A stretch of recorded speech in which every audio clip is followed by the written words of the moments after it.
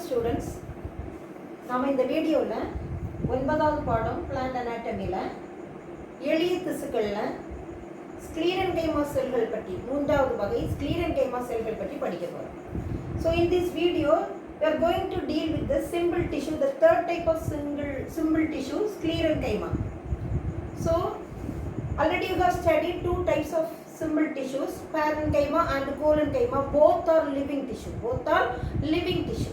Now you are going to study simple tissue which are with the dead cells. So completely dead cells. இந்த எளிய திசுல இந்த ஸ்க்ளீரன்கைமா செல்கள் மட்டும்தான், திசுக்கள் மட்டும்தான் இறந்த செல்கள். ஏன் இவை இறந்த செல்கள் என்று அழைக்கப்படுகின்றன? Because there is no protoplasm. They lack protoplasm. So protoplasm இல்லைன்னா அந்த செல்கள் இறந்த செல்கள். So they lack protoplasm is completely absent in the sclerenchyma cells. So they are considered as the dead cells.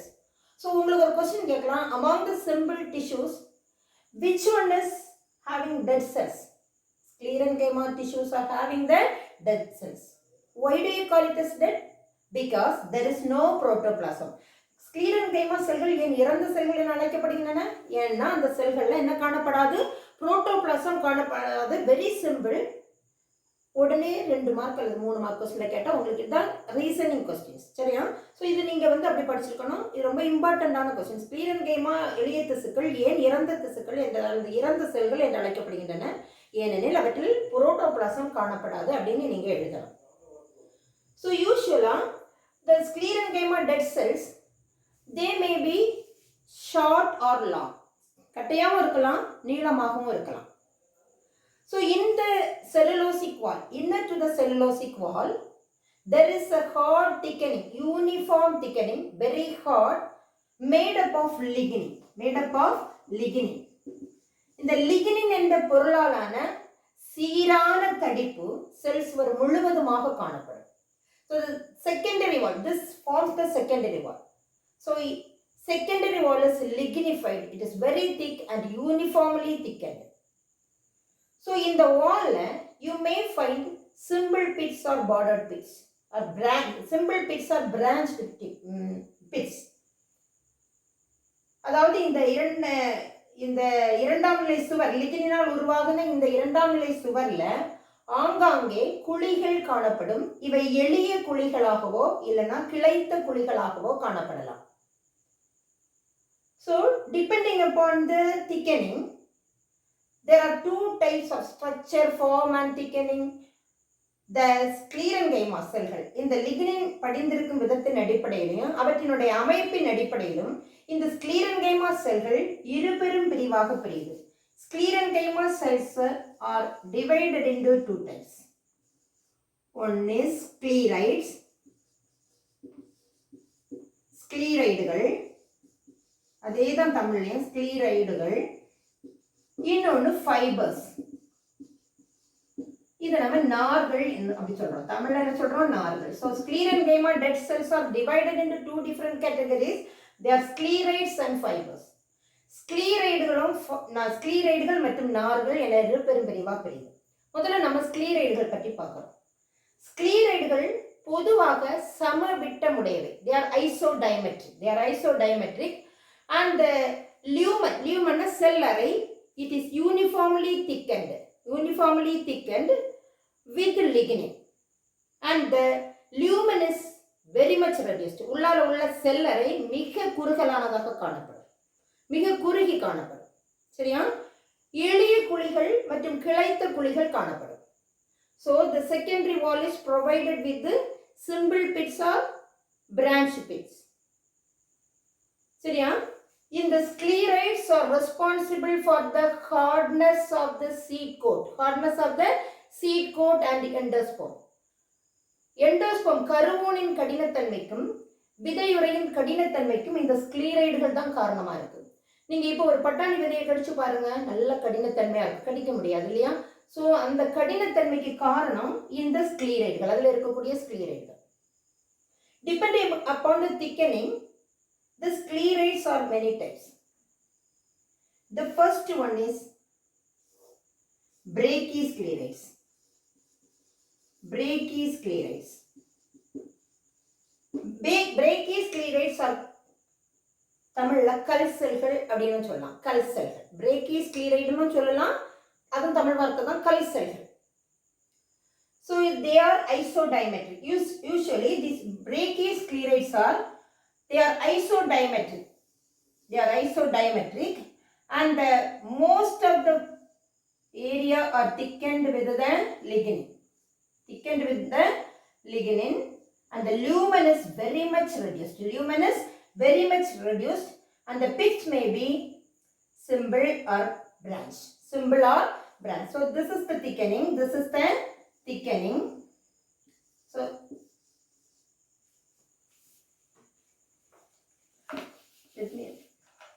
இப்படி போட்டுட்டு நாம இப்படி போட்டு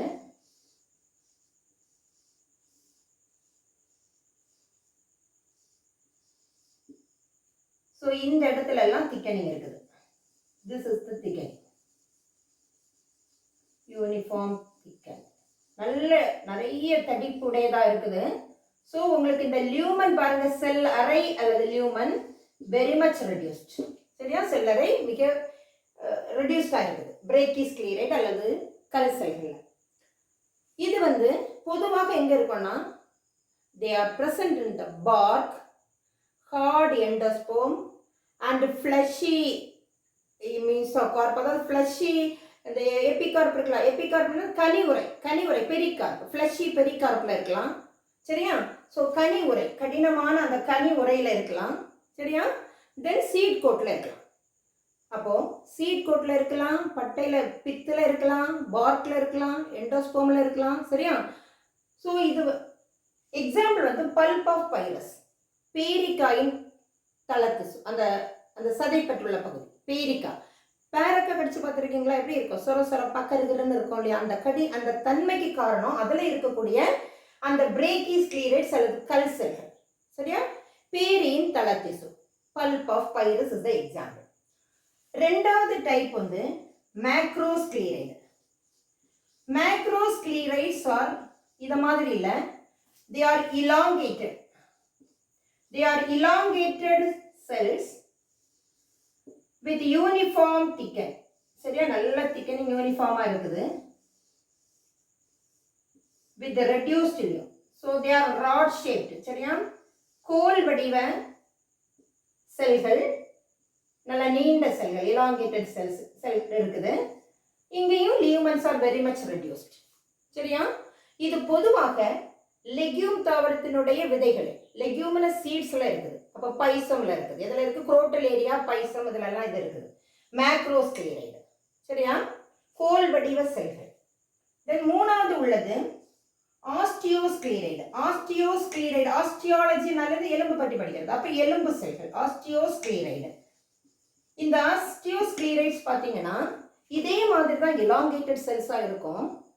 பட் எலும்பு நம்ம எப்படி வரைவோம், இப்படி வந்து இந்த நுனி பகுதி டயலேட்டடா வரைவோம். நுனி பகுதி எப்படி வரைவோம், dilated ends, the tips with dilated ends. சரியா, நுனி பகுதி விரிந்து காணப்படும்.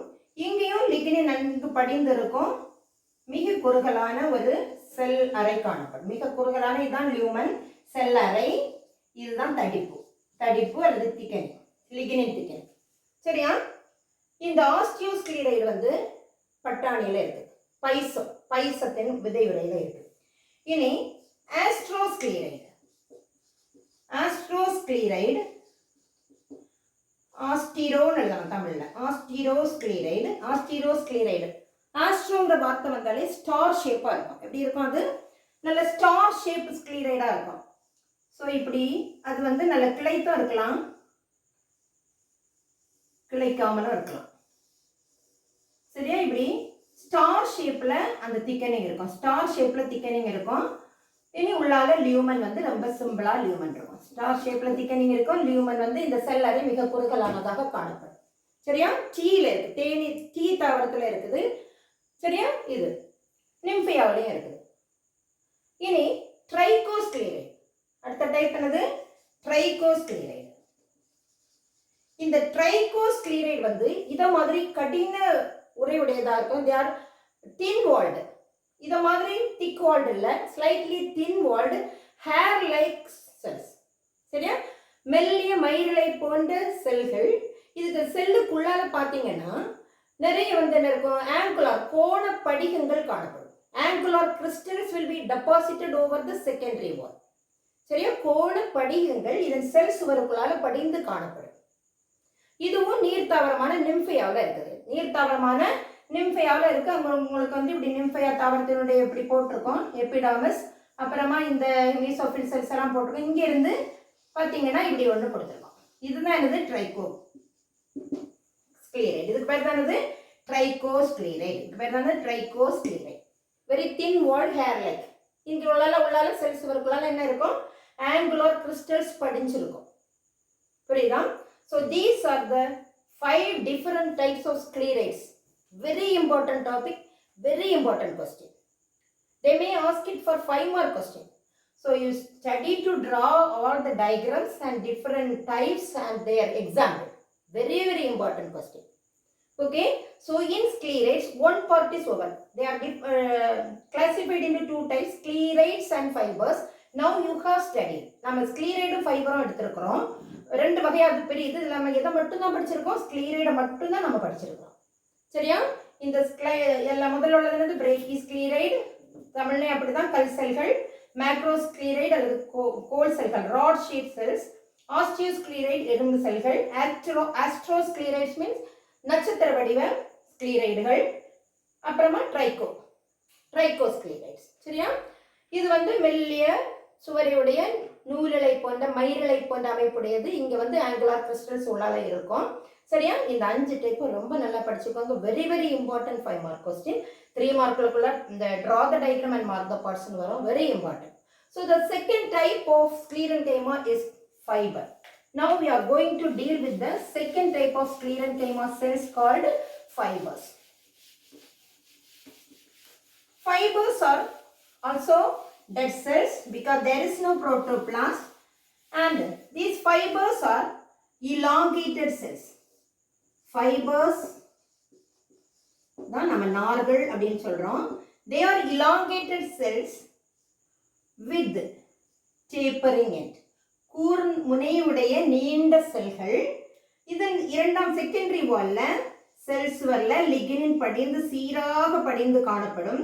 இதன் செல் அறை மிக குறுகலானது. The lumen is very much reduced because of the thickening of the lignin on the secondary wall. And the pits are simple. Only simple pits are present. These fibers are supporting tissue. Very important 1 mark question. These cells are called supporting tissue. Fibers are called supporting.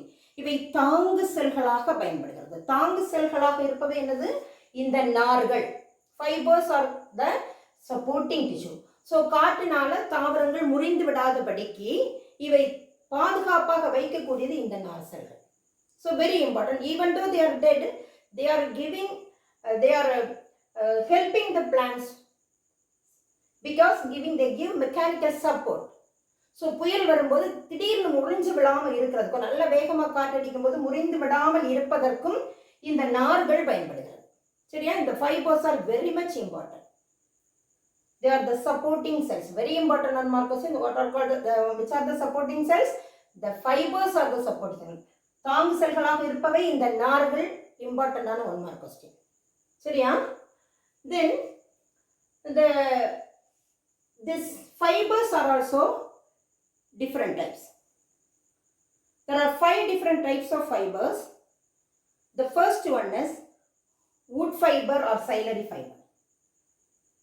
Fibers are different types. The first one is tiles. The first one is ciliary fiber or wood fiber. Xylem நார்கள், xylem நார் அல்லது கட்டை நார். சரியா? இந்த சைலரி fibres வந்து நிறைய type இருக்குது. முதல் உள்ளது வந்து சைலரி ஃபைபர்ஸ் நிறைய டைப் இருக்குது. அதுல ஃபர்ஸ்ட் டைப் வந்து libriform fibre. The first type, இதுல வந்து first type libriform fibre. Libriform.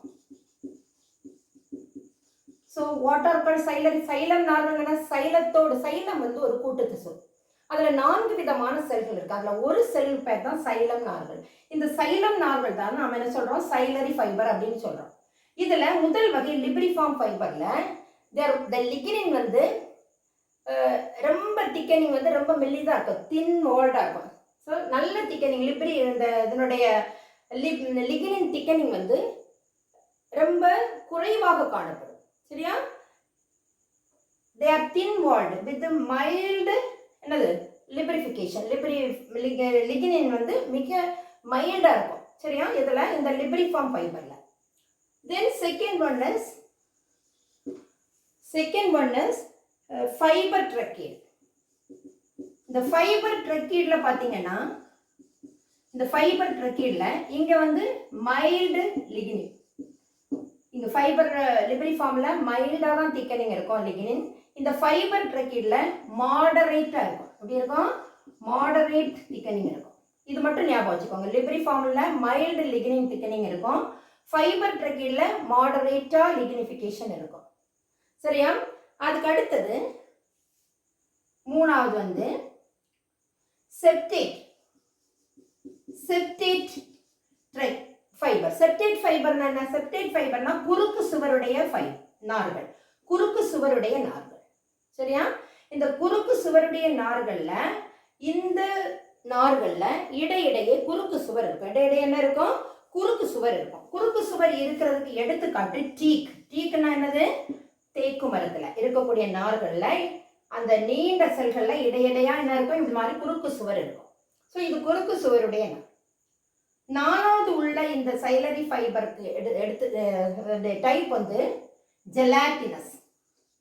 Gelatinous fibre அல்லது இழுவை நார்கள். இந்த இழுவை அப்படின்ற வார்த்தை வந்தாலே உங்களுக்கு என்ன தெரியும்? நல்லா இழுபடும். அப்படின்னா இங்க லிகினின் மிக மிக குறைவாக காணப்படும். Very less lignin but more amount of cellulose. So they have elasticity. So இழுபடக்கூடிய தன்மை இருக்குது. ஏன் அங்கே இழுபடக்கூடிய தன்மை இருக்குது?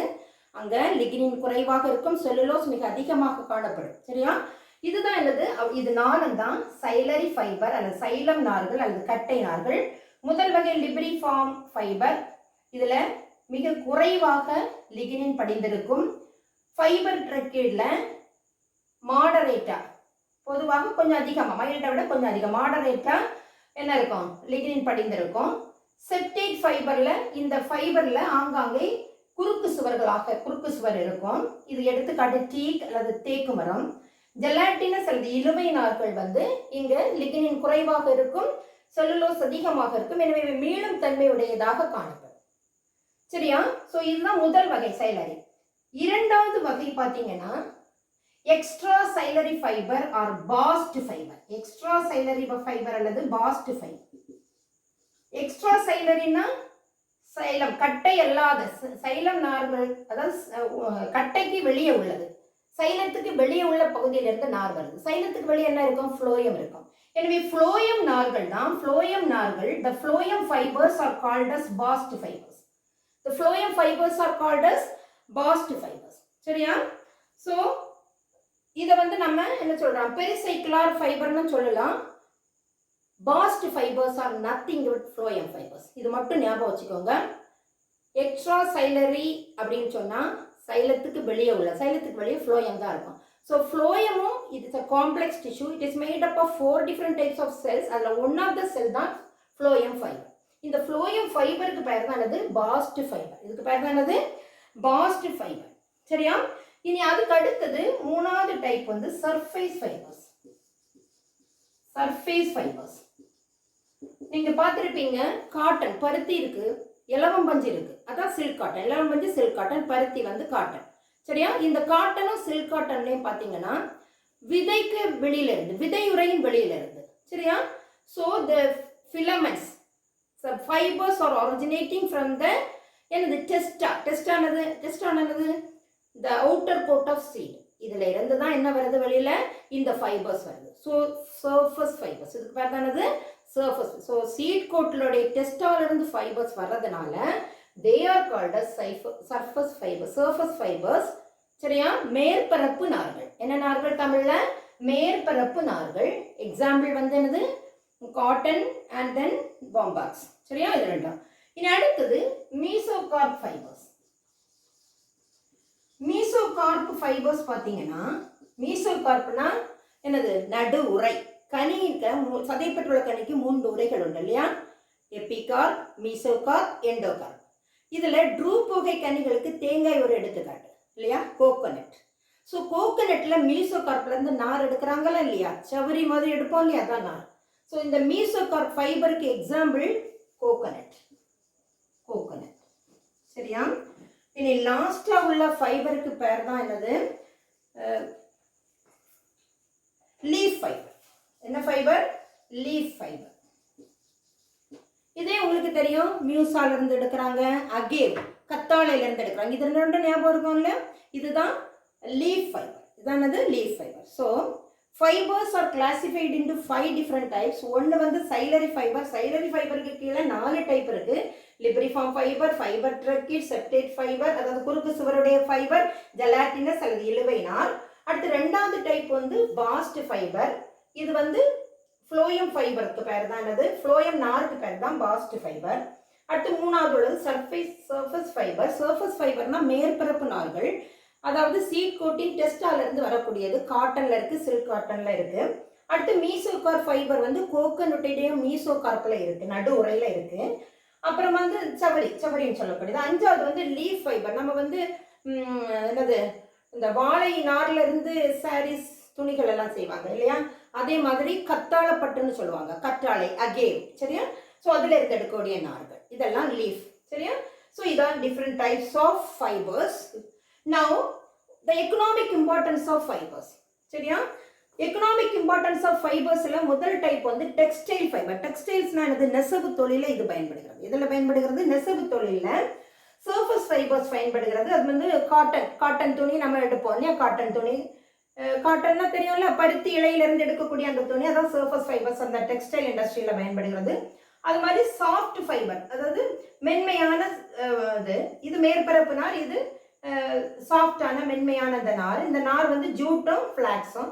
கடினத்தன்மையுடைய நார் ஹார்டு ஃபைபர். அது வந்து கோகோனட்ல இருக்கு, பைனாப்பிள்ல இருக்கு. கோகோனட்ல இருக்கு, பைனாப்பிள். கோகோனட்னா தேங்காயில இருக்கு, இன்னொன்று அன்னாசியில இருக்கு. சரியா? அதே அடுத்தது வந்து பிரஷ் ஃபைபர். பிரஷ் ஃபைபர் வந்து the fiber which is used to make brushes and brooms. சரியா? பிரஷ்ஷும் ப்ரூம். பிரஷ்னா என்னது தெரியும் இல்லையா உங்களுக்கு? தேய்ச்சி கழுவுறதுக்கு பிரஷ் எடுப்பாங்க இல்லையா? அந்த இதுவும் துடைப்பும் உருவாக்கும் பயன்படுது. ரஃப் வீவிங்னா நம்ம ரஃபாக அந்த பேஸ்கெட் செய்வோம், சேர் செய்வோம், மேட்டு, இதெல்லாம் செய்யறதுக்கு பயன்படுத்தக்கூடிய அந்த இதுதான் என்னது? Rough weaving. பேப்பர் மேக்கிங் அந்த வுட்டில் இருந்து அதை கரையிறது, வுட் பல்ப் எடுத்து அதில் இருந்தால் பேப்பர் செய்வாங்க இல்லையா? ஸோ அதில் இருந்து அந்த வுட் ஃபைபர் வந்து பேப்பருக்கு யூஸ் ஆகிற ஃபைபர். தென் ஃபில்லிங் ஃபைபர்ஸ் வந்து நாம் என்ன செய்கிறோம்? குஷனில், பில்லோஸில், சேர்ஸில், சோஃபாவில் எல்லாம் ஃபில் பண்ணுறதுக்கு நம்ம எடுக்கிறோம்ல fibres, bombax and silk cotton. சரியா? இதெல்லாமே வந்து அதுக்கு ஃபில்லிங் மெட்டீரியலாக பயன்படுது. So these are very important question. What are the economic importance of fibres? So textile ஃபைபர்ஸில் 3 டைப் இருக்குது. Surface fibre, soft fibre, hard fibre. சரியா? மேற்பரப்பு நார்கள், மென்மையான நார்கள், கடினமான நார்கள், பிரஷ்காக யூஸ் பண்ணக்கூடிய நார்கள். ரஃப் வீவிங்னா பேஸ்கெட்டு, மேட்டு, சேர், இதெல்லாம் பேம்பு சேரெல்லாம் நம்ம யூஸ் எடுப்போம் அது மாதிரி. பேப்பர் மேக்கிங்க்கு வுட் ஃபைபர். சரியா? வுட் ஃபைபர் எதில் உள்ளது? சைலர் இல்லையா? சைலம் நார்கள் தான் அதில் இருந்து எடுக்கிறாங்க. ஃபில்லிங் ஃபைபர் வந்து மேற்பரப்பு நார்கள் இல்லையா? உங்களுக்கு பாம்பாக்ஸு, சில்க், இதெல்லாம் எல்லாம் சில்க் காட்டன்ல இருந்தெல்லாம் என்ன செய்கிறாங்க? குஷன், பில்லோ, சரியா, மேட்ரஸஸ், இந்த சோஃபா, இதெல்லாம் ஃபில் பண்ணி எடுக்கிறதுக்கு இந்த இதெல்லாம் பயன்படுத்துகிறாங்க. So very important question. What are the economic importance of the fibres? So now we have studied all type of simple tissues. The first one you have studied is parenchyma cells which are living. There are 5 types. சரியா? என்னெல்லாம்? Aerenchyma, storage parenchyma, stellate parenchyma, prosenchyma and chlorenchyma. And in the collenchyma is also a living tissue, simple tissue. There are main 3 types: lamellar collenchyma, lacunate collenchyma and angular collenchyma. And then sclerenchyma, it's a dead cell, only dead cell among the simple tissue. There are 2 types, sclerates and fibers. Sclerates, there are different types: brachysclerates, macrosclerates, osteosclerates, astrosclerates, and trichosclerates. And fibers, there are different types. They are ciliary fibers, bast fibers, surface fibers, mesocarp fibers, and leaf fibers. And you have studied about the என்னது அதனுடைய economic importance நாம படிச்சிருக்கோம். சரியா? Very important question, economic importance. So you study that. All the very best. Study well. Thank you.